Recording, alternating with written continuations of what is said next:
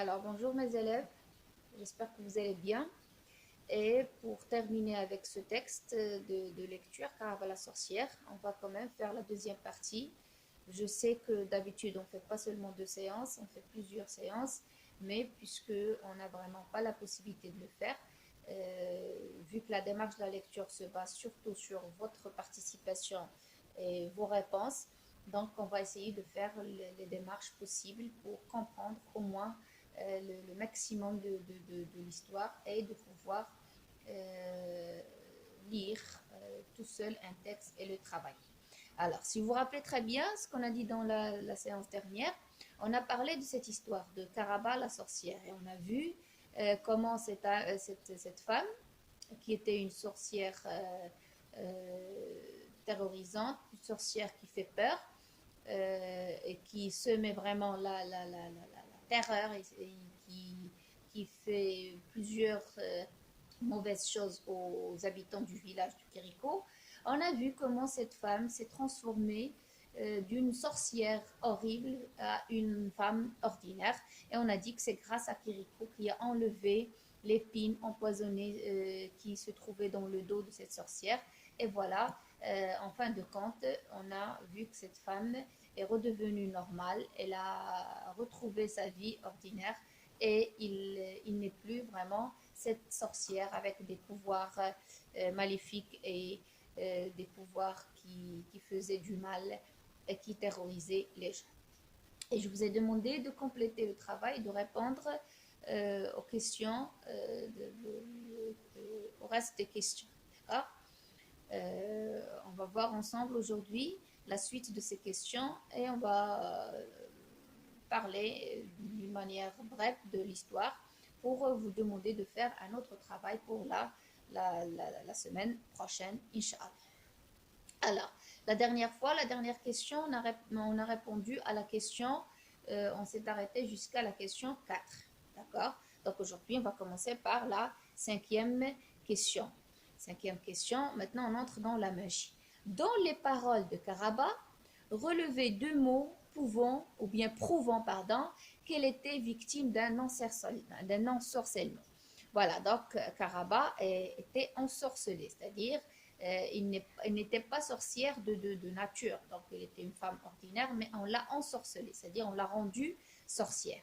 Et on vous demande dans cette question de relever les deux mots dans le texte qui montrent que elle était vraiment victime d'un ensorcellement. Et si on cherche ces mots, on va les trouver vers la fin de l'extrait. Dans la ligne 29, donc Karaba a dit libre, libre. Donc je suis libre. Libre implique que c'est quelqu'un qui était esclave, quelqu'un qui a dit, et bien qui dit que je suis libre. Cela implique et laisse comprendre qu'il n'était pas libre avant. Il était esclave de quelque chose ou bien de quelqu'un.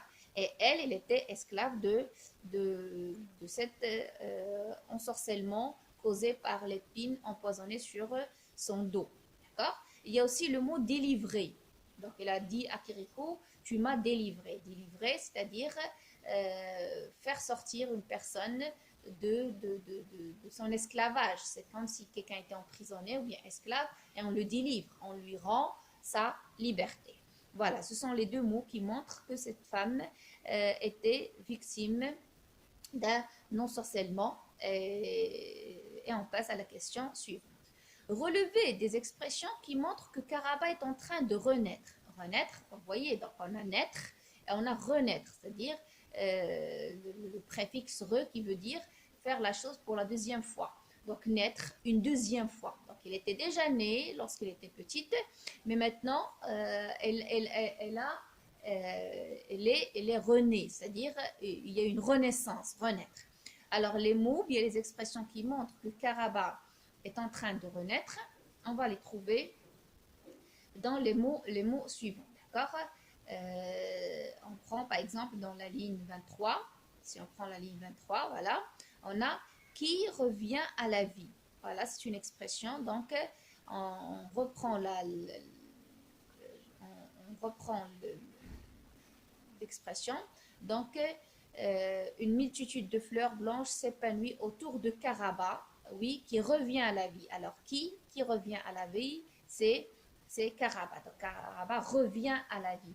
Donc, on est en train d'assister à une renaissance de cette dame, d'accord? À une renaissance,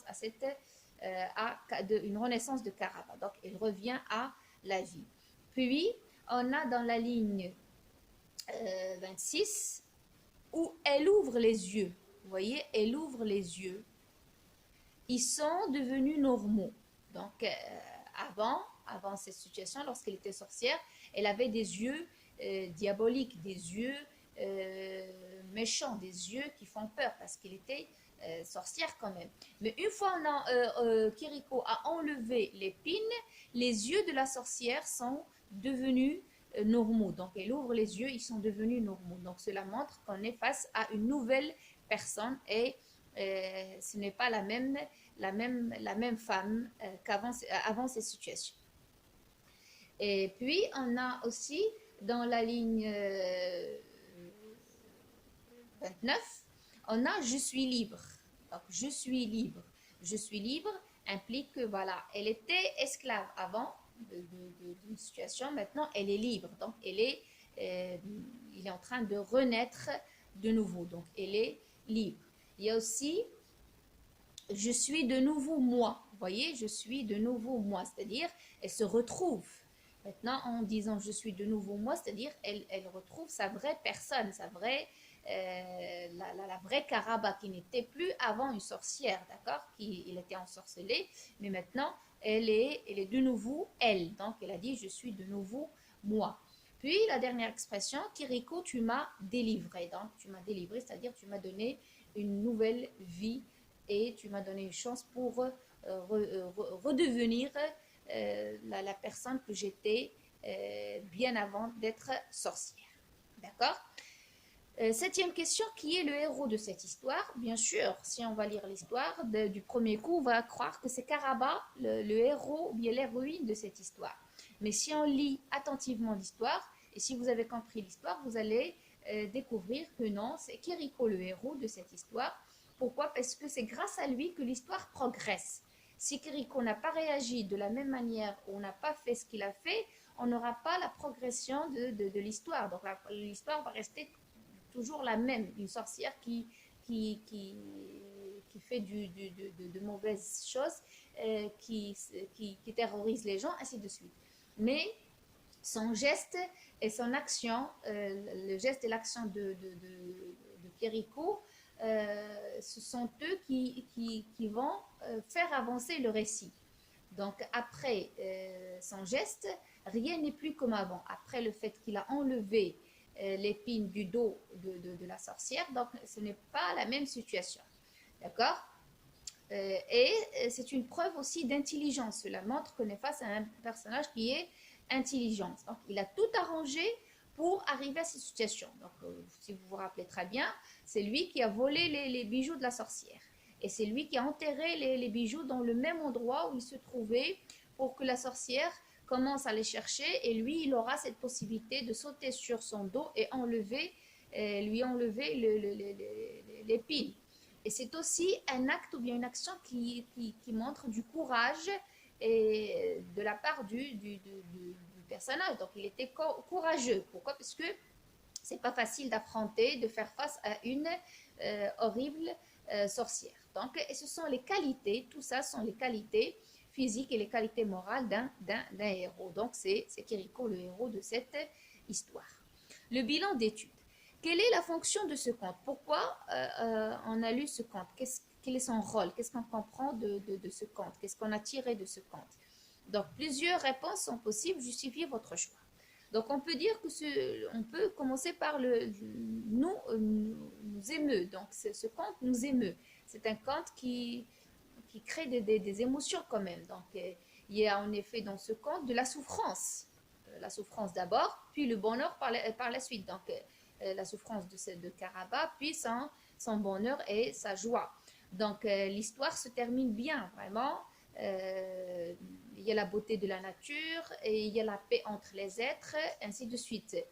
Et lorsqu'on comprend et on voit que la sorcière était une femme condamnée à souffrir, pendant toute sa vie, c'est émouvant quand même. Donc on est triste pour elle. Donc malgré tout ce qu'elle a fait, le fait de savoir qu'elle a souffert à cause de cette épine, donc ça c'est quand même touchant, c'est émouvant, d'accord.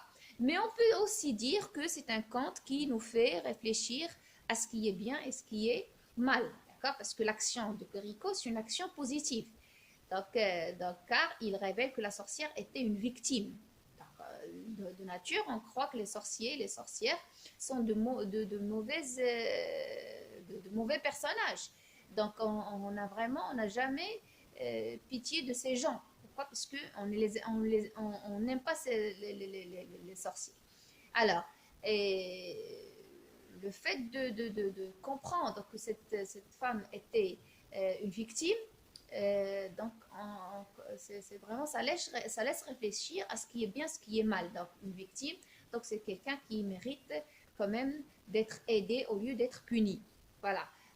Donc, la sorcière est sauvée. Est sauvée pourquoi? Parce que Kiriko a vu qu'il est bien de faire sortir cette femme de ses souffrances et de ses douleurs. Donc, Kiriko est un sage.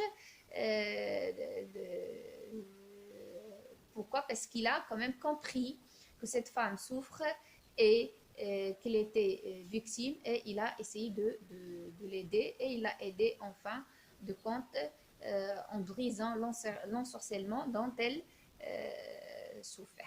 D'accord? Voilà. Euh, Si on prend du texte à l'image, voilà l'image, on va prendre l'image. Vous voyez, donc il y a une question sur l'image. Ils ont dit, à quoi voit-on que Karaba est en colère à partir de l'image? L'image, vous l'aurez sur votre manuel. J'espère que vous avez le manuel devant vous lorsqu'on est en train d'expliquer. Donc, comment on voit à partir de l'image que la sorcière est en colère?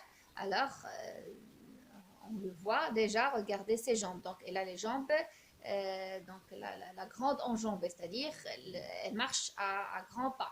Puis, son allure, d'une manière générale, elle montre que voilà, c'est pas quelqu'un qui est content, c'est pas quelqu'un qui, la façon dont elle lève les bras, dont elle ouvre les jambes, même sur son visage, on voit très bien qu'il y a le visage qui est projeté en avant. Toutes ces attitudes indiquent que la sorcière est en colère. D'accord? Et si on revient au texte, dans la ligne 1 et 2, donc on le comprend très très clairement. Donc, parce que on a dit que Karaba marche à grands pas. Alors, c'est pas un vol au vent, ses bijoux scintillent et teintent, la végétation se fane, ainsi de suite. Donc, on comprend à travers la ligne 1 et 2 que la situation de la sorcière est la colère. D'accord? Voilà.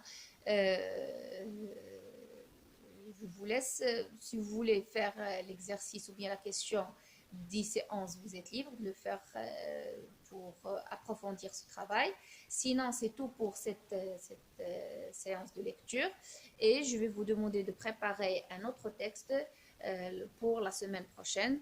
Donc, on travaille d'abord le texte que je vous ai donné pendant cette semaine. Puis je vais vous donner un autre texte à préparer et on va l'expliquer. D'ici ce temps, je vous dis au revoir et bon courage.